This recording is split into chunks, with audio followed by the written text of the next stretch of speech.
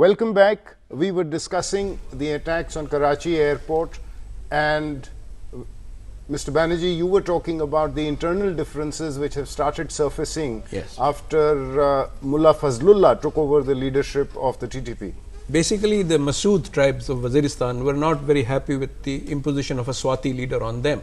And since then, there has been a split among the Masoods. One is a pro-Fazlullah faction and the other is an anti-Fazlullah faction, which is headed by Khan Saeed Sajna. So the assumption he was one of the main commanders who has defected from yes, and he is believed to be more amenable to continuing peace talks with the Pakistani authorities. Establishment. Okay. So the assumption is that the ISI may have been able to have some success in driving in a wedge among these groups. Also, a message seems to have gone out from the army, Pakistan army, to the Afghan Taliban that stay away from the TTP while we sort them out. But Mullah Fazlullah is also reportedly spending a lot of time in Kunar and Nuristan in Afghanistan. So does that mean that the TTP under his leadership is getting closer to the Afghan Taliban? Dr. D'Souza? Yeah, I think there's a kind of, as I said before, tactical linkages, but there are differences which are emerging within the Afghan Taliban per se. Like, for instance, there are two factions which are emerging in terms of the area of operations and the mode of actually having a more ideologically oriented group, that is between the Quetta Shura Taliban and the Peshawar Shura Taliban. What appears is from this confused fight and talk strategy between Afghanistan and Pakistan of getting the Afghan Taliban back to the Afghan fold is also the prospect that the Pakistan establishment has been targeting all the moderate, so-called moderate Taliban who have been amenable to talks. So thereby the hold the Afghan Taliban is having, especially the Quetta Shura, seems to be weakening. And given that the Peshawar Shura, which is actually building on its strength, given the support it gets from the Pakistani establishment, is turning out to be more lethal, and they seem to be having some linkages with the TTP. So which of the two would you describe as the more moderate of the Taliban, the Peshawar Shura or the Quetta Shura? The Quetta Shura is supposedly supposed to be very moderate, because they did come out in support of talks. And they are the ones who set up the Doha office. Yes, they did, and they had been targeted, and some of them have been killed systematically inside Pakistan. Now, the other interesting development is that Afghanistan is also supporting these groups by having them across the border, because this is a way of giving a tit for tat to Pakistan. Given that Pakistan supports and provides sanctuary to the Afghan Taliban, Afghan officials, Pakistani Taliban get support and sanctuary, presumably in the border regions. In the border region, which might not be with the state support, but it is happening at some level, so that you have a strategic depth developing for Afghanistan inside their own country, so that they can give a tit for tat answer to Pakistan. Ambassador Dogra, you were talking that there was also a second attack. Let's come back to that. And who has claimed responsibility for that? What do we know about the second attack? Well, again, TTP claimed responsibility for that. But what was extremely surprising to me was that normally in all previous attacks on airports like Mehran and so on, there was a difference of 1 full year.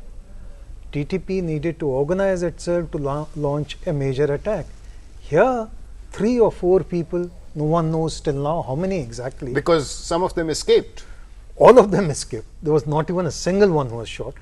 And this was at the airport security complex. This was at the airport security personnel's training ground and hostels. So close to the airport? Within a kilometer of the airport. Right. So first was the act of dare, that within a day you come and attack at the same place despite all the security presence. The second was to be able to get away without even a single loss. So obviously the message TTP, if it is indeed TTP, was sending was that, look, this is just the beginning.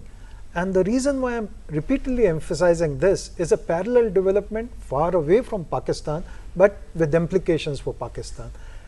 You would recall, all of you are experts on the issue, that Americans were gloating till about a year back that Al-Qaeda has been wiped out. There are just about a few dozen left, or maximum a couple of hundred left.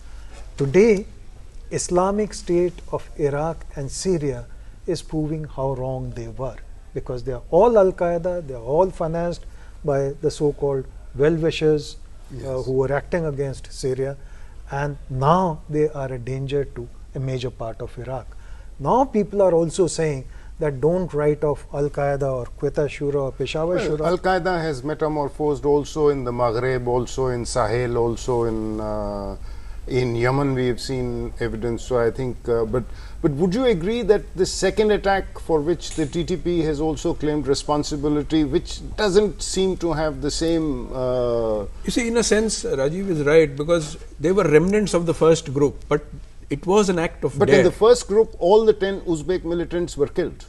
Yes, actually 4 bodies have been identified as Uzbeks. The 6 may or may not be Uzbeks. But there have been some photographs put up on the IMU website and so on. Yes, maybe all 10. But this in fact has been claimed by another faction, which is the Omar Khorasani faction, which is from, he's the leader of the TTP in Mohmand, which is a different tribal agency.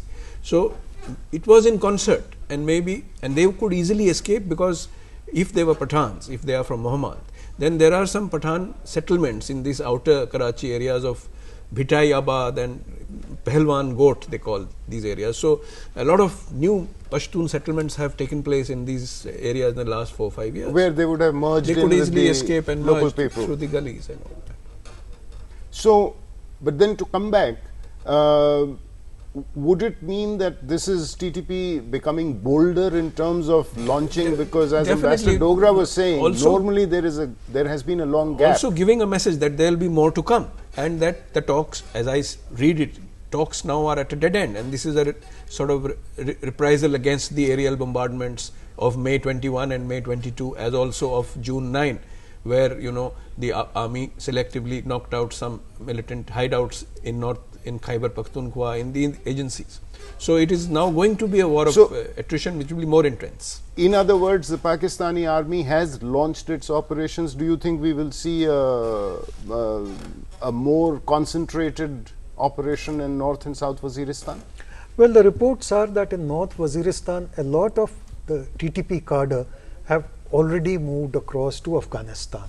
So if they launch that is not good news for Afghanistan. That may or may not be good news for Afghanistan, but it certainly makes the local residents nervous, and it certainly makes Pakistan Army's task that much more difficult. The other thing I want to flag is that even with drones, which are so pinpointed, there is always collateral damage. But with fighter aircraft that Pakistan is pressing into service, there is greater collateral damage. Greater collateral damage. So Pakistan Air Force and Pakistan Army is going to earn a lot of ill will if that actually happens, and which I suspect is probably happening. But as Mr. Banerjee says, they have resumed air strikes. Yeah, in fact, one of the reasons why so many Uzbeks were involved in this particular attack on the airport was because some of the Uzbek holdouts had been targeted by the Pakistani Air Force. But the reverse is also true. A large number of these foreign militants, as also normal citizens, there has been an efflux away from these areas. The foreigners have gone into mountainous areas, remote areas on the border of Afghanistan and Pakistan, whereas civilians, Pashtun civilians of Waziristan or KP, they are coming into Karachi, Dera Ismail Khan, Karachi areas to temporarily avoid the collateral damage from the fighting. Well, which is a recipe for further disaster, because you have a dissatisfied population who have to leave their home for no reason at all, because some foreigners were sort of settling in there for no fault of theirs.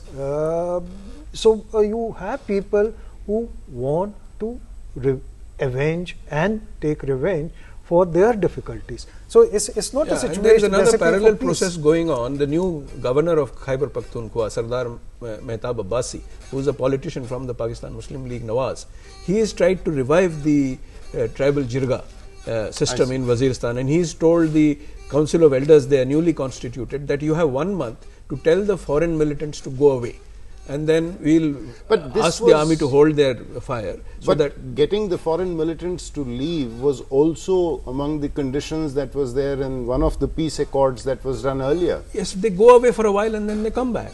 That's what happens. Ultimately, it is a question of whether the local people in that area are going to support the foreign militants or not. Yes. And in that sense, which brings us back to what Ambassador Dogra said, the re-emerging influence of Al-Qaeda in different parts of the world. Dr. D'Souza, if I can just come back to you vis-a-vis the Afghan Taliban. Ambassador Dogra was mentioning that many of these people, when the Pakistan army starts its operations, they just go across the border. So what does that imply in terms of the US withdrawal and the ability of the Afghan security forces to be able to deal with this moving population of extremists? I think it's a challenging situation for the Afghan security forces. For one, the reasons being that they don't really seem to be capable at this moment of dealing with this kind of an insurgency. Secondly, I think there are issues of governance inside Afghanistan which need to be addressed, and likewise there are issues of governance inside Pakistan, due to which you have almost ungoverned spaces where these groups have found sanctuary, and thereby across a porous border with shared affinity across shared families and shared history, the movement has become much more easier for these people. Breaking that would be a little difficult.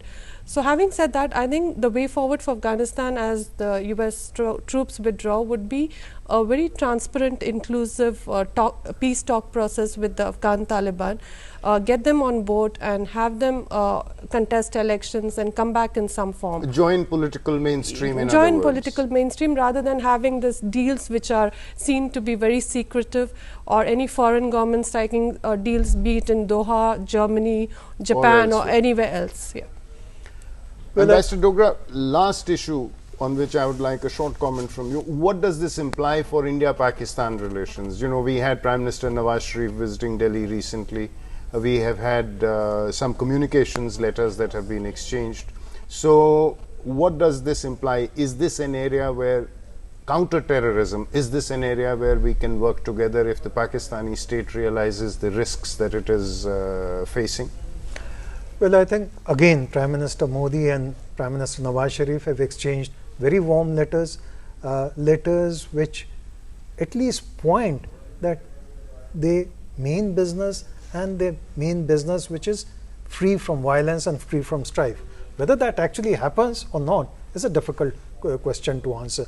Tomorrow may be one day when we might get some answers for that, because Afghanistan is going in for second round of elections. The other point is that whatever Mr. Nawaz Sharif may want to do, the fact is that he has opened up so many fronts internally that his hold on administration and law and order cannot be said to be absolute. Well, that is a complex issue, and we will need another session to come back to discuss that further. But thank you very much for being with us. Thank you for watching. This brings us to the end of this edition of Wide Angle.